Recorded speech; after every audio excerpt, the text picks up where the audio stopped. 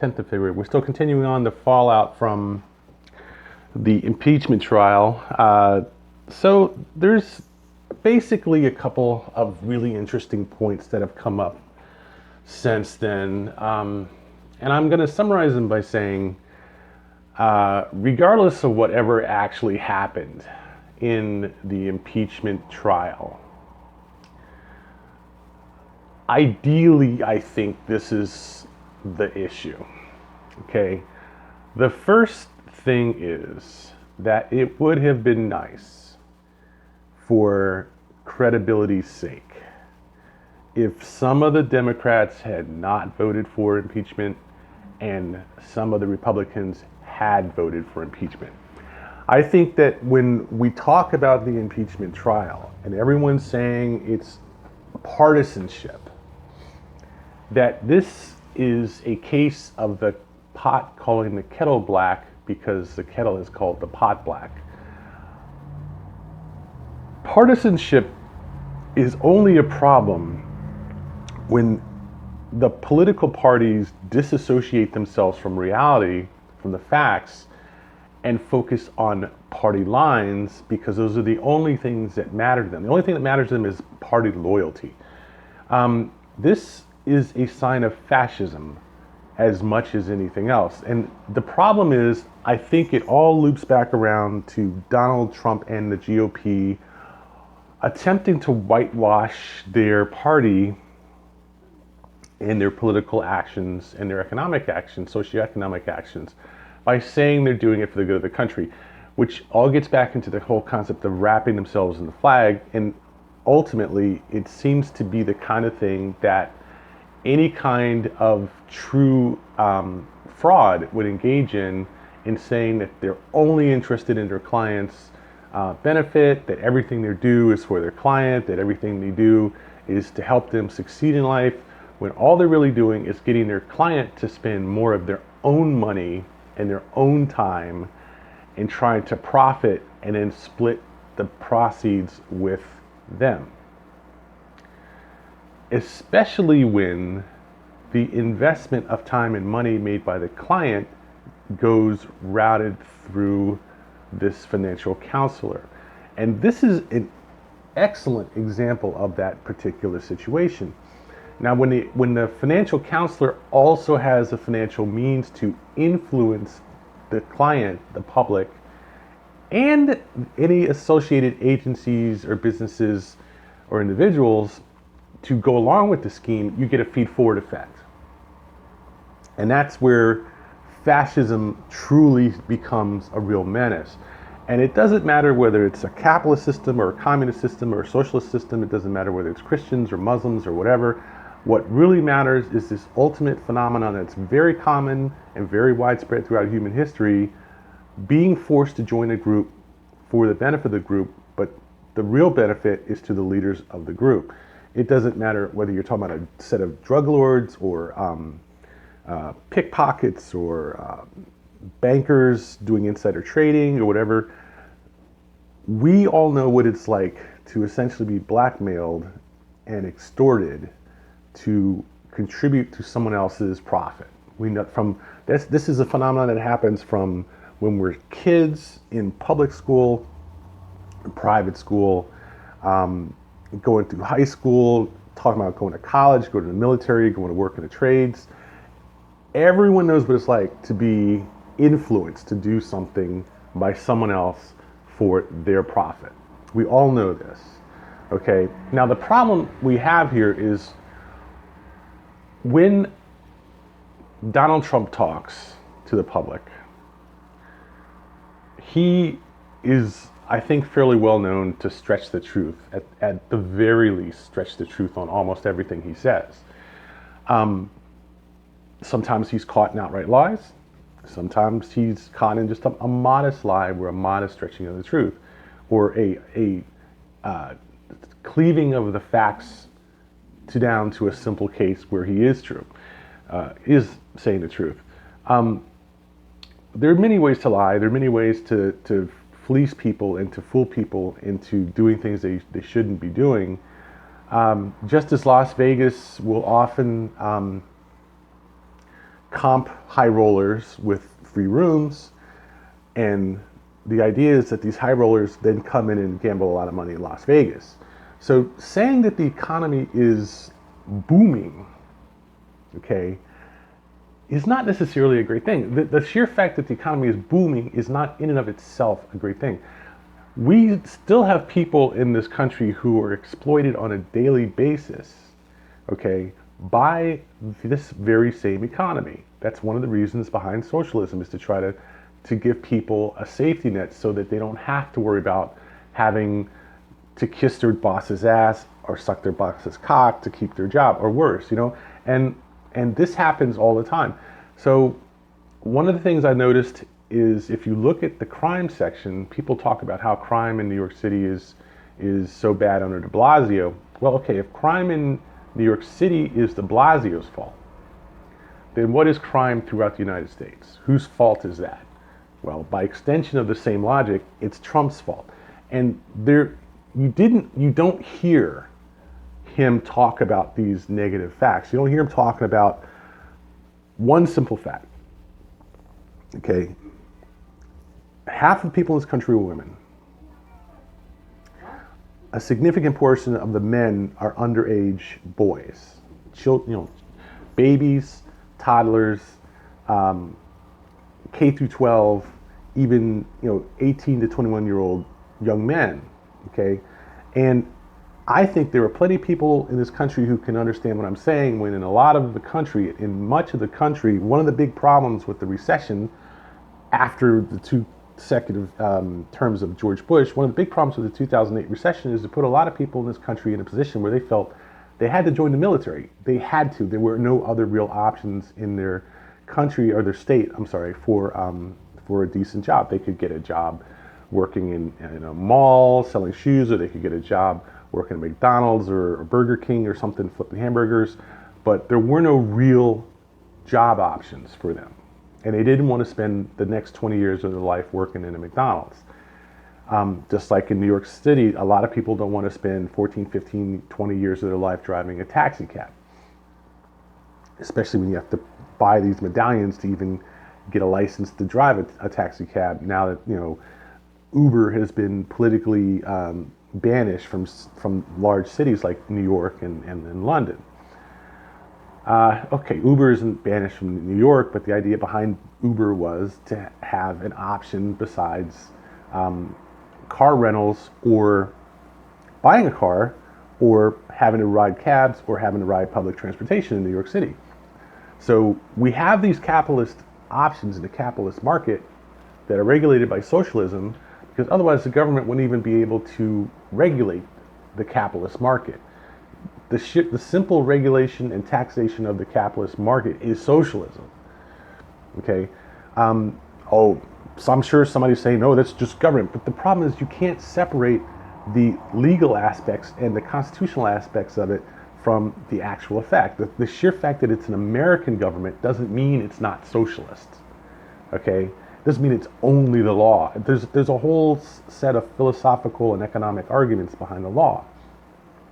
Okay.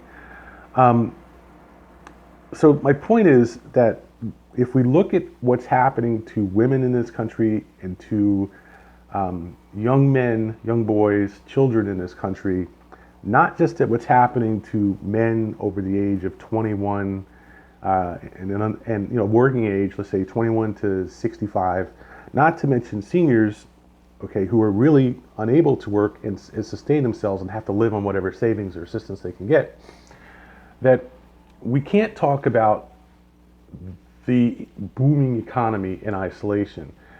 The sheer fact that the economy is growing does not whitewash the consequences of having a $20 trillion GDP, okay?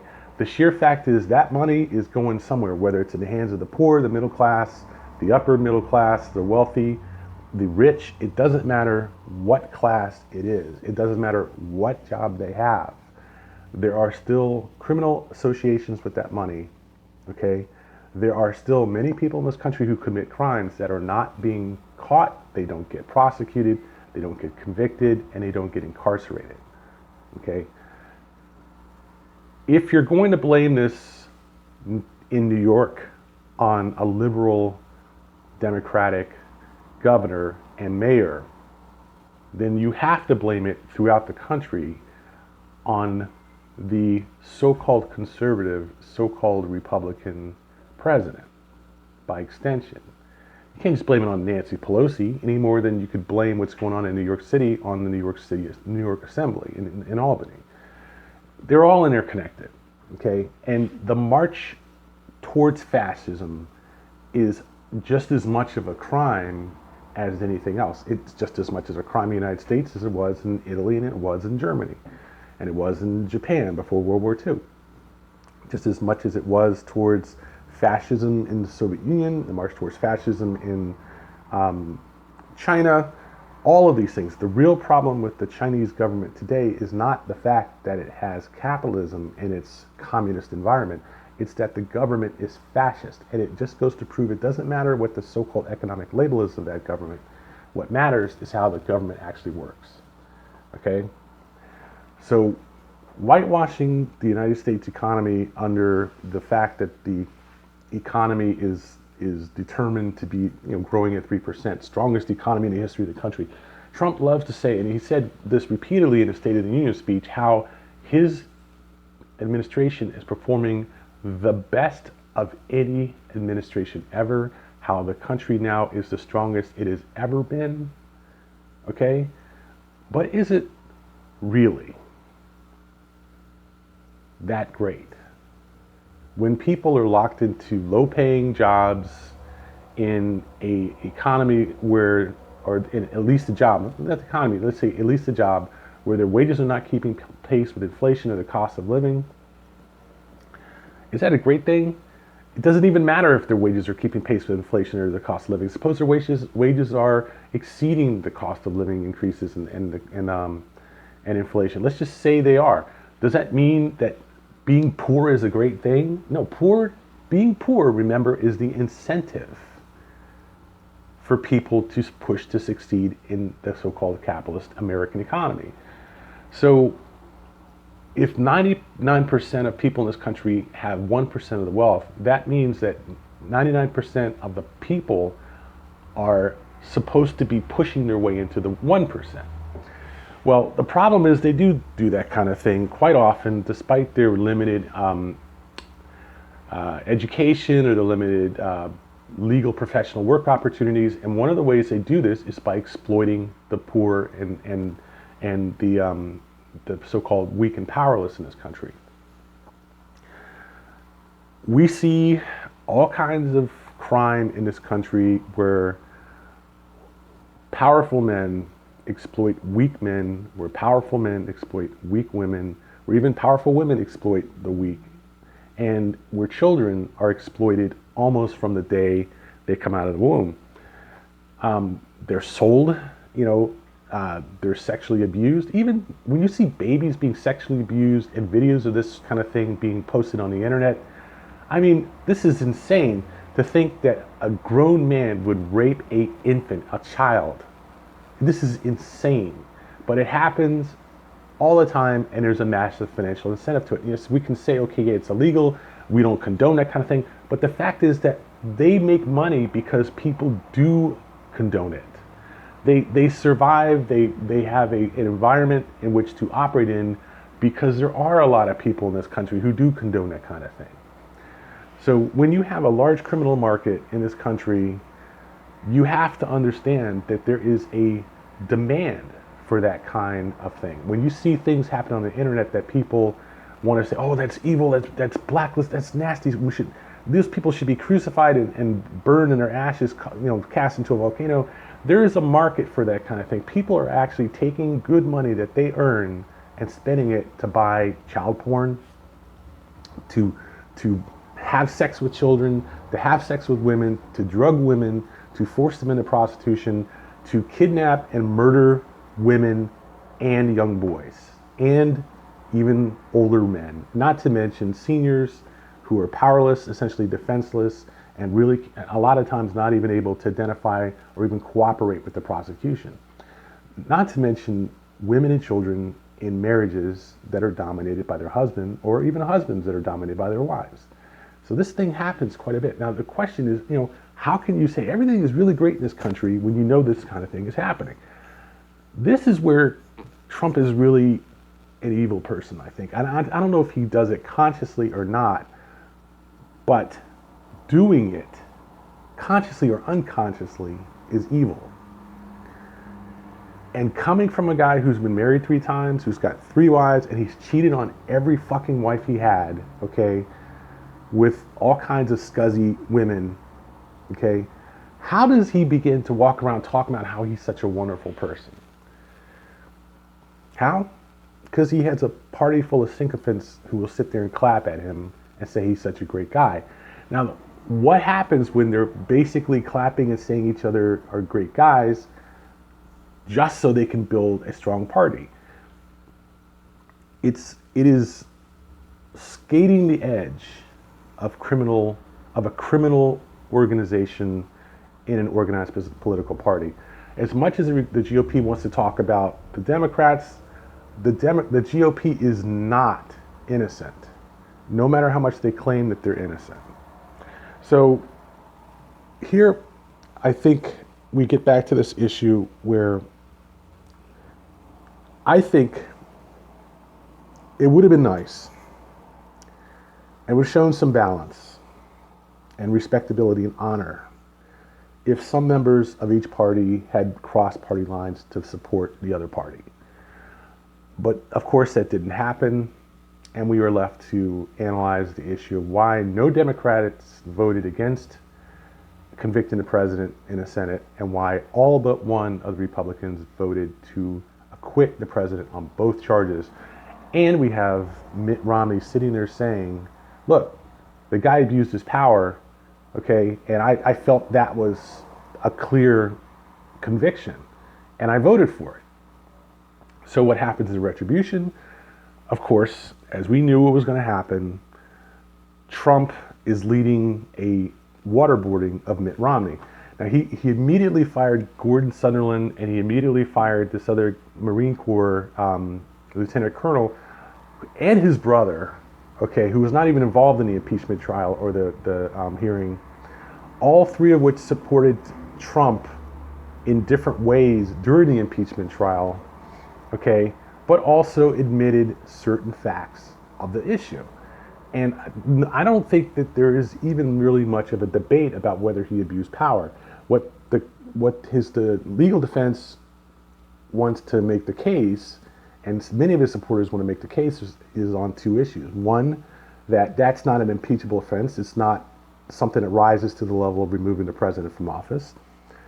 And second, the other half of the case that they want to make is that the Democrats in Congress are acting unconstitutionally to even bring these charges. Okay, that he can't be removed or impeached for abuse of power. Now, I think that second one is a ridiculous argument. It's just flatulent, ridiculous, foolish argument on its face. Okay, one can make a reasonable argument that he shouldn't have been actually removed from office because of what he did, whether it was abuse of power or not, that it would be catching him on a technicality, and removing the President of the United States from office over a technicality is not a wise choice. There's no question about that. But it still is an issue of, did he do it as accused or not?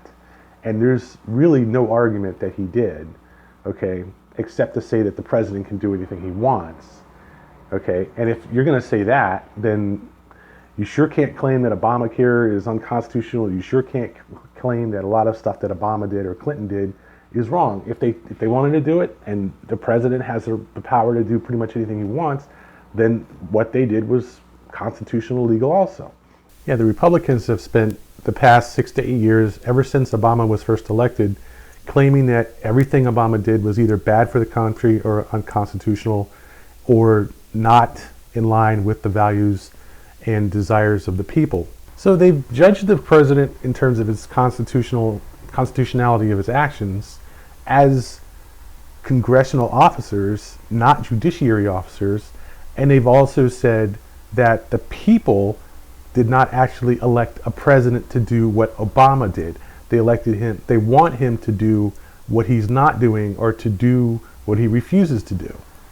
And that's sort of second guessing the American populace. Then, of course, there's the larger issue in response to the first question, which is, what is abuse of power? What would be an impeachable event or decision or action as abuse of power that would qualify the Senate to vote to remove the president from office?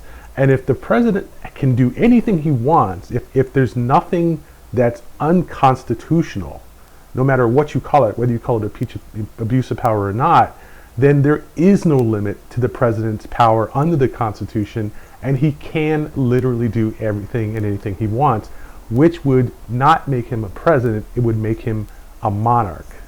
And that has been very clearly established throughout hundreds of years of American judicial review, that that's not the case. So if you're going to say he's not a king, he can't be able to act like it and remain in office. So it's hypocritical to then turn around and whitewash what Trump does, which is clearly not in the best interest of this country, to invite foreign powers to investigate American Democratic candidates for president who are going to run against Trump in the 2020 election, or really any political Democrat candidate for office.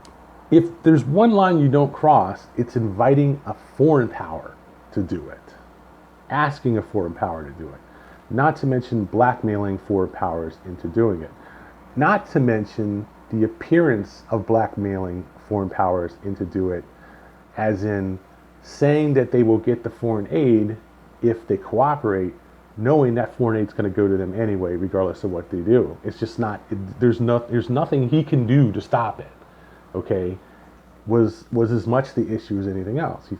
When you have their defense argument that the foreign aid was not held up by Trump, the foreign aid was going to be passed through regardless of what Trump did, then it becomes not an issue of extortion, but an issue of appearing to extort them, okay, of making a claim that you're extorting them.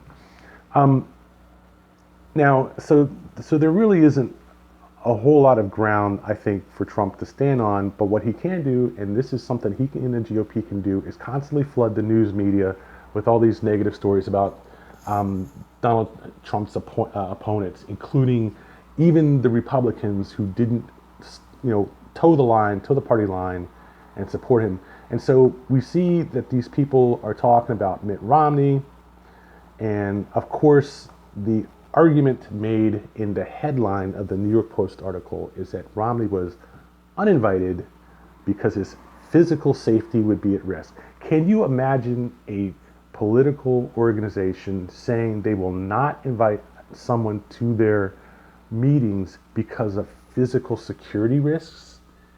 Are you serious?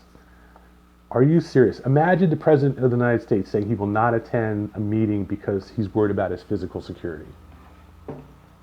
Imagine that. Does Mitch McConnell walk around every day going, I better not go there because my physical security might be at risk? Who literally in politics these days doesn't go somewhere because of their physical security being at risk? We send men and women in our armed forces into harm's way. Do we say, don't go to Afghanistan because your physical security might be at risk? Hell no, we don't say that. So, of course, that was a headline. The follow-up was, I would be afraid for his physical safety because so many people are mad at him. Oh my God, so many people are mad at him. Well, the problem is that they're mad at him and they're Republicans. And they can't just banish them from these meetings because they're Republicans who threaten a sitting U.S. senator's physical safety, can they? No, that would be so wrong to do that. So their argument then becomes Mitt Romney has created his own problem. He's not politically consistent. Sometimes he supports the president, sometimes he opposes the president. He doesn't consistently support the president. And this is the epitome of fascism. Okay? where the most important thing that matters is that you support a politician no matter what they say or do. And that not doing that becomes a crime in and of itself.